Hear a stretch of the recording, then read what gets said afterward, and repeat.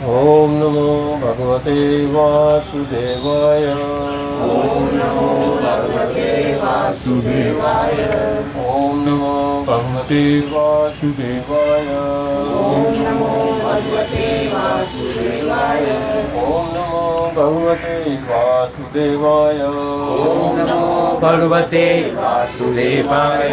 नारायणं नमस्कृतं नारायणं नमस्कृत्यं नरं चैव नरोत्तमं नरं चैव नरोत्तमं देवीं सरस्वतीं व्यासं देवीं सरस्वतीं व्यासं ततो जयमुदीरये। ततो जयमुदीरये। नष्टप्रायेषु भद्रेषु नष्टप्रायेषु भद्रेषु नित्यं भागवत सेवया नित्यं भागवत सेवया भगवति उत्तम श्लोके भगवति उत्तम श्लोके भक्तिर्भवति नैष्ठिकी भक्तिर्भवति नैष्ठिकी। परंपरा श्रीमद्भागवतम स्कंद 4 अध्याय 4 श्लोक नंबर 21। माँ नहीं है वै तुम्हारे पदव्या ऐश्वर्य पिता हे पिता अस्मत् आस्थिता हमारे द्वारा प्राप्त या चो ऐश्वर्य यज्ञशालासु यज्ञ की अग्नि में नहीं धूमवर्त मही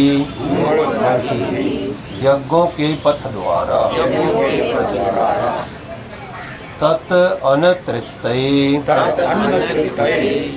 यज्ञ के अन्न द्वारा तृप्त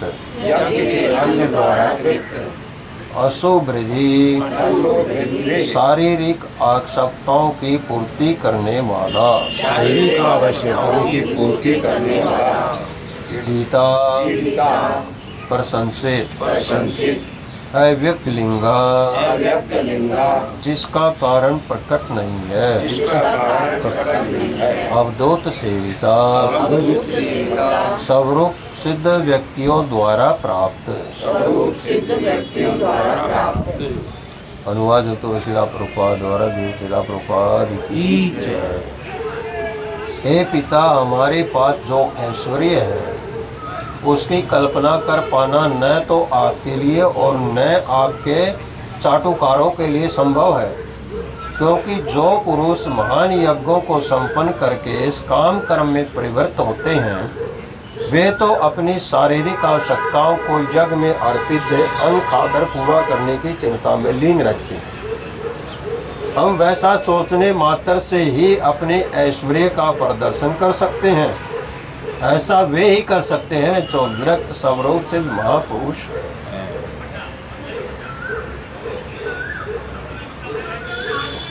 उस काम कर्मों में प्रवृत्त कौन होता है? जब कोई काम किसी ने करवाया हो या करवाया हो और दूसरे आदमी जब उसकी कर दे रहे यार आपने तो बहुत बड़ा यज्ञ करवाया है, उसकी पूरी प्रशंसा करें और फूला ना समाये तो क्या होगा? तो वो रजोगुण और सकाम कर्म में लगा हुआ व्यक्ति है वो, जो अपनी प्रसन्नता चाहता है कि वह मेरी प्रशंसा करे। तो उसके बारे में यहाँ पर सती बता रही है कि किस प्रकार आपने जो ये करवाया है ये सिर्फ चाटु की प्रभाव का है कि यह प्रशंसा के प्रभाव का है कि आप इसकी प्रशंसा चाहते हैं। तात्पर्य साध्वी सती के पिता इस बुलावे में थे कि वे प्रतिष्ठा एवं ऐश्वर्य दोनों में बड़े हैं और उन्होंने अपनी कन्या ऐसे व्यक्ति को दी है जो न केवल निर्धन है वरन समस्त संस्कृति से रहित है। उनके पिता यह सोचते रहे होंगे कि यद्यपि मेरी पुत्री परम साध्वी है और अपने पति की अनुगामिनी है, किंतु उसके पति की दशा दयनीय है।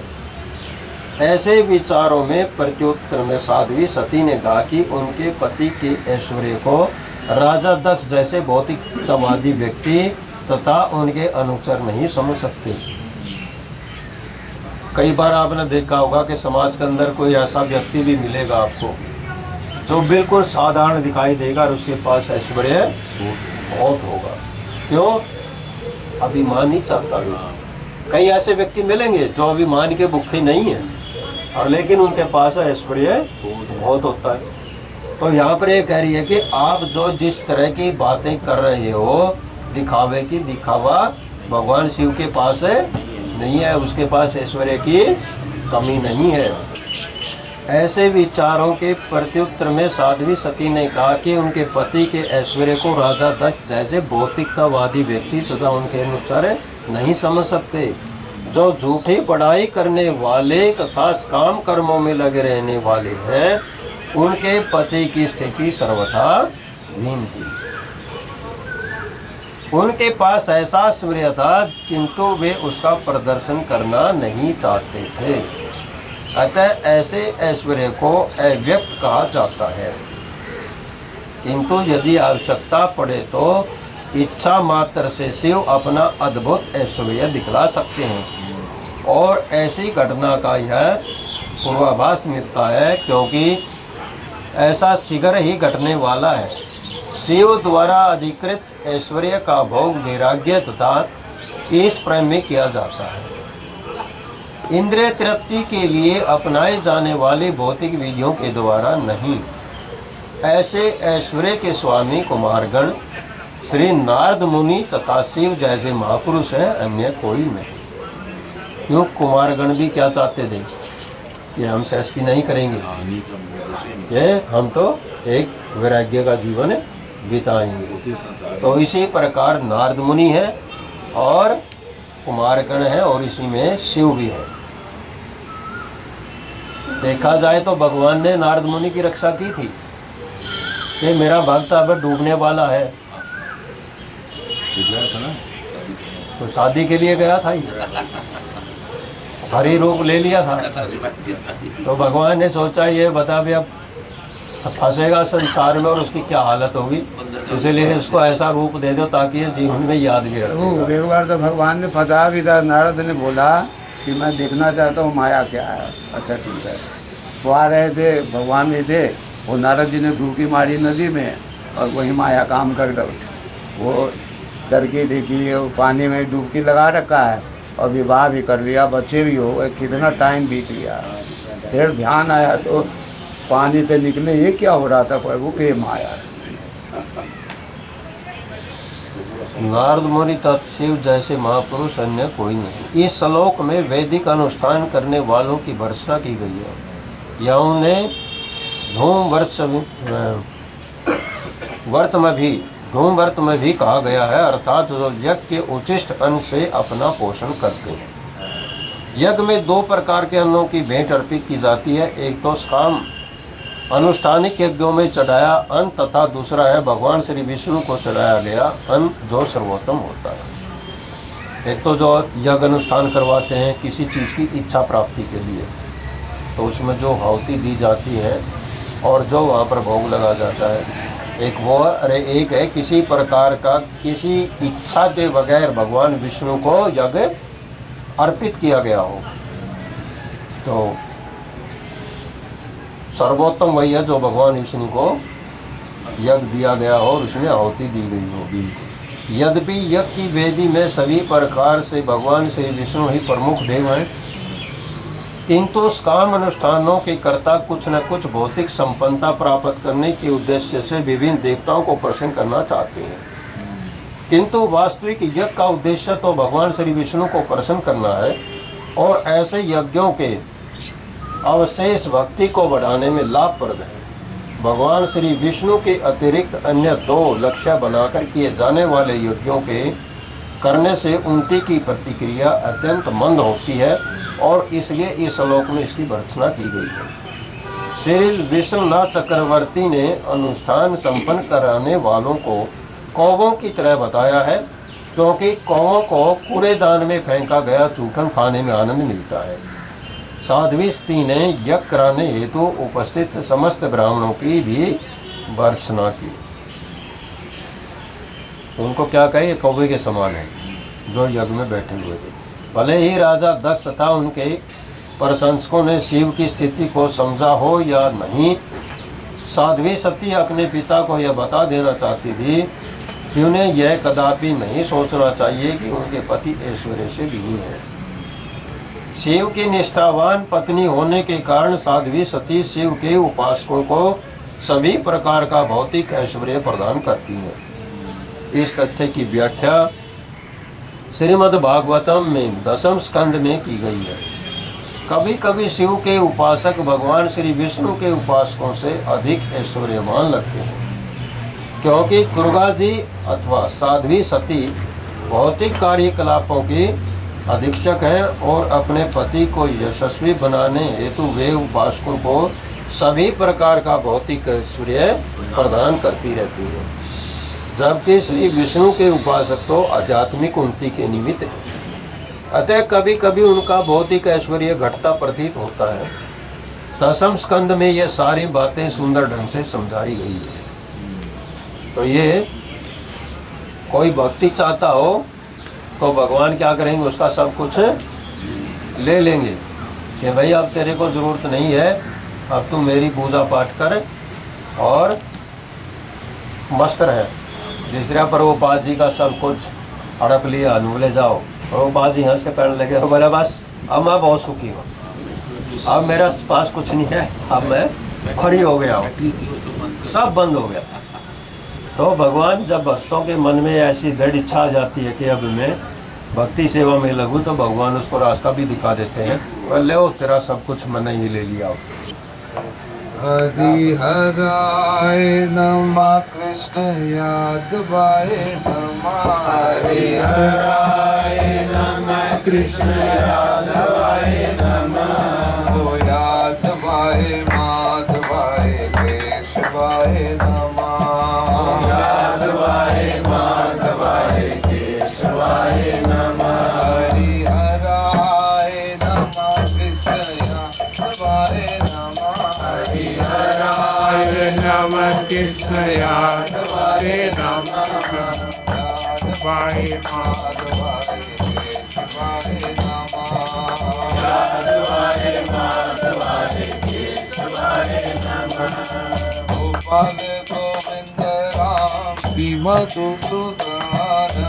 गोपाल गोविंद राम श्री मधुसूदन। गिरधारी गोपीनाथ मदन मोहन। गिरधारी गोपीनाथ मदन मोहन। श्री चैतन्य नित्यानंद श्री अद्वैत श्रीधर। श्री चैतन्य नित्यानंद श्री अद्वैत श्रीधर। हरि गुरु वैष्णव भागवत गीता। हरि गुरु वैष्णव भागवत गीता। सनातन भट रघुनाथ। सनातन भट रघुनाथ।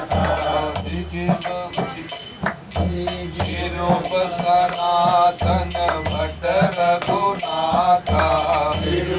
सनातन भट रघुनाथ।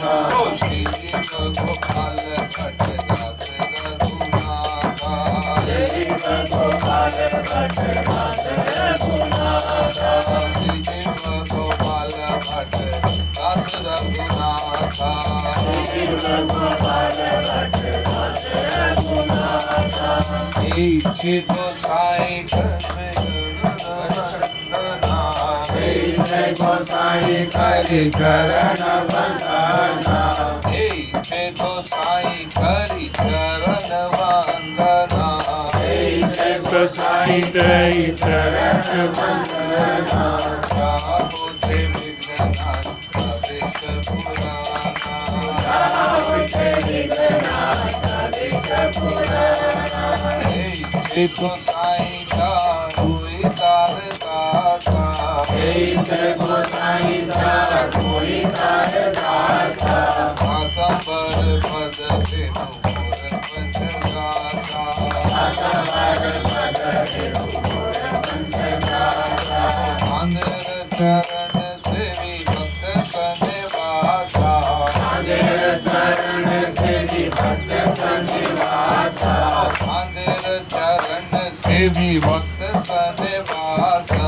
आंध्र चरण सेवी भक्त कनिवासा। जन्म जन्म होई अभिलाषा।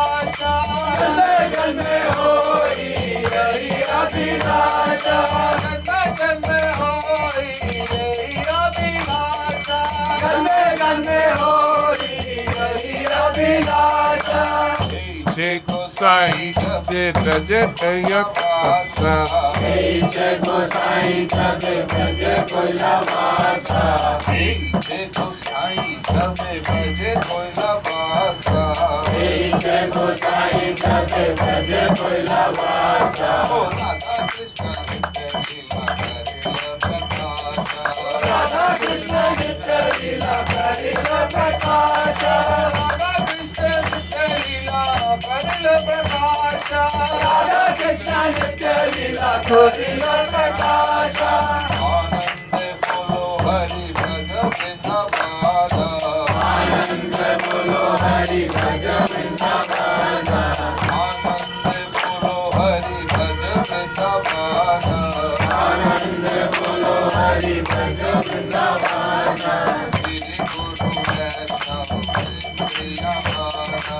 श्री गुरु वैष्णव प्रेम जयमाना श्री गुरु वैष्णव प्रेम जयमाना श्री गुरु वैष्णव प्रेम जयमाना श्री गुरु वैष्णव पाद पद परिया श्री गुरु वैष्णव पाद पद करिया राम संकीर्तन करे नाम संकीर्तन करे नरोत्तम दासा राम संकीर्तन करे नरोत्तम दासा नाम संकीर्तन करे नरोत्तम दासा हराय नमः कृष्ण यादवाय नमः हरि हराय